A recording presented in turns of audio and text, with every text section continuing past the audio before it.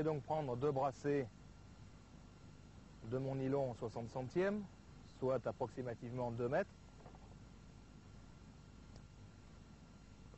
Et je vais construire mon bas de ligne de bas en haut. Je commence par placer l'œillet qui me permettra de raccorder ce bas de ligne à l'arraché de ma canne.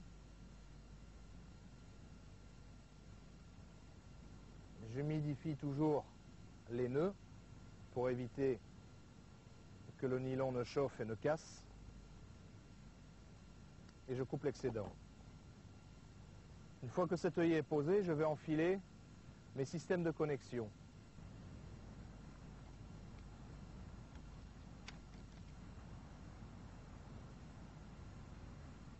Comme je dois monter un bas de ligne avec 2 empiles, je renouvelle l'opération une seconde fois avec une sleeve, une perle, un émerillon,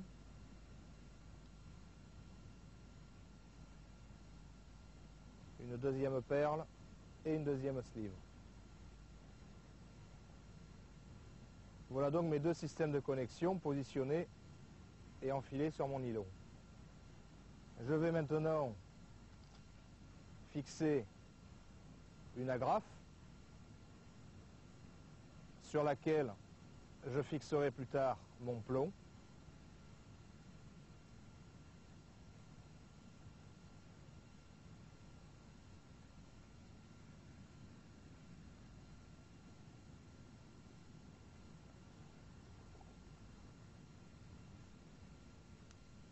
Et il ne me reste plus qu'à positionner de manière définitive mes systèmes de connexion.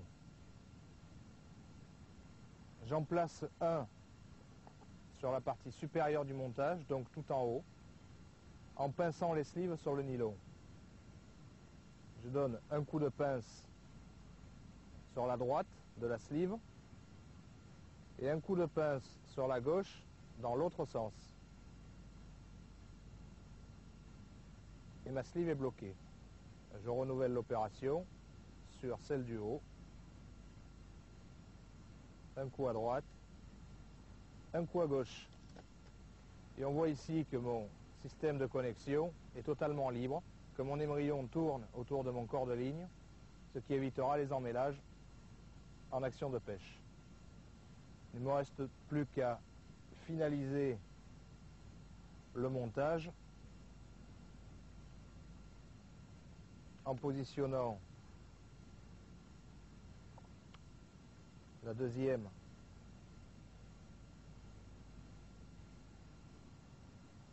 partie. Je pince mes sleeves.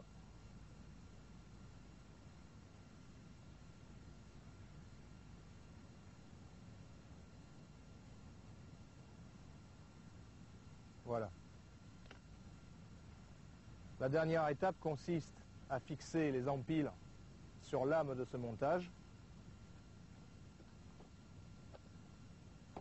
Je vais donc faire intervenir les hameçons que j'ai préalablement montés, ce qui évite toujours en action de pêche de perdre du temps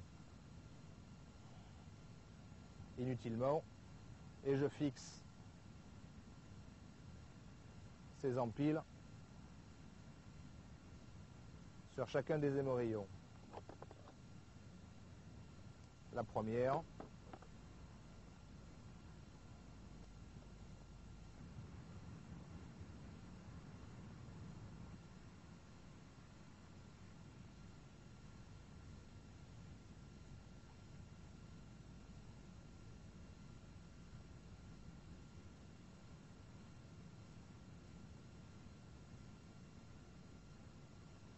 et la deuxième.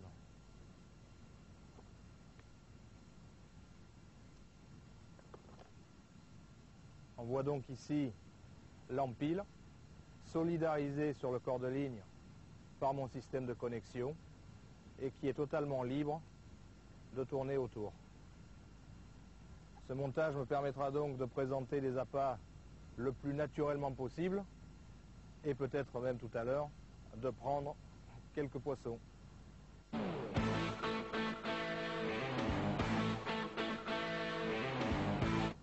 Alors nous venons de voir qu'il est possible de faire ces montages soi-même. Et des montages, il y en a des dizaines et des dizaines. Parmi ceux-là, 3 classiques, ceux qui ont fait leurs preuves. Denis, tu vas nous les présenter? Oui, alors effectivement, on a ici un échantillonnage des montages les plus courants et les plus efficaces. On distingue 2 types de montages sur ces 3, les montages de fond et les montages qui permettent de présenter les appâts entre 2 eaux. Alors, qu'est-ce qui les différencie? Dans quelles conditions on les utilise? Les montages qui présentent les appâts entre 2 eaux sont principalement utilisés par mer agitée, tandis que les montages de fond, comme les traînards, sont destinés aux mers calmes, parce que le poisson a plutôt tendance à se nourrir sur le fond. Le premier que tu as fabriqué alors? Alors ça, c'est le montage 2 en pile. C'est un montage qui permet de présenter donc 2 appâts, soit différents, soit les mêmes, à 2 étages différents, à 2 niveaux différents. On en a un là-haut. On en a un en haut. Un autre à peu près à mi-distance jusqu'au plomb. Tout à fait. Et le plomb. On voit ici que l'hameçon du haut est au-dessus du connecteur inférieur et que l'hameçon descend jusqu'au plomb. Avec ce type de montage, on va prendre quel genre de poisson? On va prendre essentiellement des poissons chasseurs, des poissons qui circulent entre 2 eaux, donc je dirais principalement du bar ou du loup pour les méditerranéens. On pourra également prendre en fonction de la pente de la plage, c'est-à-dire de la profondeur, des poissons plats, parce que dans des endroits qui sont peu profonds, le montage aura tendance à être quand même très incliné et à faire reposer les hameçons ou circuler les hameçons au ras du fond. Donc c'est un montage polyvalent qui permet de prendre des poissons chasseurs ou des poissons de fond ou des sparidés également dans certains cas comme les sards ou les dorades. Un petit mot aussi sur le plomb, il en existe de différentes sortes également. Celui-là, ça c'est un plomb bombe, ce qu'on appelle un plomb bombe. C'est un plomb sans grappin qui est quand même destiné à des mers plutôt calmes, puisqu'il n'a aucun système d'accrochage sur le fond. C'est un plomb qu'on peut utiliser pour chercher la distance, parce qu'il va loin, il est très aérodynamique. On peut s'en servir également pour le laisser dériver dans le courant. C'est un plomb classique. le second montage, Le second montage, c'est un montage de fond, ce que j'ai appelé tout à l'heure le traînard, puisque l'hameçon va traîner sur le fond. C'est un montage essentiellement destiné aux poissons qui se nourrissent dans le sable. Ça peut aller du bar qui, par mer calme, recherche sa nourriture au fond, jusqu'à la dorade qui va fouiller, qui va chercher dans des endroits plus ou moins rocheux, en passant par le marbré ou par les poissons plats. Alors, ce badling qu'on appelle traînard, est-ce qu'il peut avoir une petite longueur, une grande longueur? il faut toujours rechercher, contrairement au montage à potence, donc au montage à empile, qui sont difficiles à, je dirais, à manier dans la mesure où l'agitation des vagues peut occasionner des nœuds et des emmêlages. Le traînard, quant à lui, est destiné à des mers calmes, donc il va toujours falloir, pour une question de discrétion et de naturel, de comportement de l'appât, rechercher à avoir une longueur la plus importante possible. Alors je dirais que le minimum doit être entre 50 et 80 cm, vraiment le minimum. Et on peut aller sur des traînards de 2 voire 3 mètres dans certains cas où le poisson est très difficile. Là, le plomb, Le plomb, c'est ce qu'on appelle une châtaigne, ou un plomb étoile. La particularité du plomb châtaigne, c'est que c'est un plomb qui s'adapte particulièrement bien aux pêches je dirais, du sud-ouest, où le sable est assez fin, oui, un sable qui absorbe. Ce plomb-là va s'ensabler sur le fond et il ne sortira pas.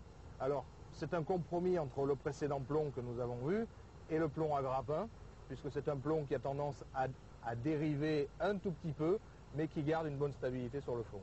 Par contre, on perd en distance, vu sa forme. Ce n'est pas un plomb qui permet d'aller très très loin.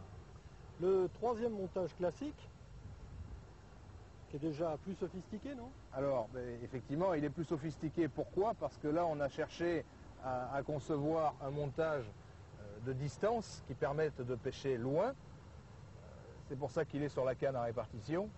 Alors, ce montage diffère du premier que nous avons vu par le fait qu'il n'y a qu'une seule empile très longue, donc une empile qui va permettre de donner aux appâts une mobilité maximum. C'est un montage qui possède un accroche appât. L'accroche appât permet d'éviter que l'appât ne fasse le drapeau derrière, c'est-à-dire qu'il ne freine le montage, étant donné qu'il va être positionné juste derrière le plomb et qui va profiter de l'aspiration. Ensuite, on distingue ici un sequin et une perle. Le sequin, c'est la petite pastille. C'est la petite pastille en plastique que l'on voit ici et qui va permettre de bloquer l'appât en haut. Ça évitera que celui-ci, lors du lancer, étant donné que l'appât est juste derrière le plomb, ça évitera que votre appât ne remonte le long de la ligne. C'est donc un montage typique pour la longue distance, qui est utilisable, je dirais, dans à peu près toutes les conditions de pêche. Par contre, il faudra allonger ou réduire la longueur de l'empile en fonction de l'état de la mer. Un petit mot sur le plomb. Ça, c'est le plomb classique, traditionnel du pêcheur en surf, ce qu'on appelle le plomb grappin. C'est un plomb débrayable qui permet, si tu me permets, de s'ancrer dans le sable et lors de la traction de la canne qui va s'ouvrir. Donc vous aurez un montage qui restera en position durant toute la durée de la pêche. Dès que vous allez solliciter ce plomb par une traction plus ou moins forte, celui-ci va s'ouvrir et vous pourrez le récupérer. C'est le plomb roi, si je puis dire, du pêcheur en surf.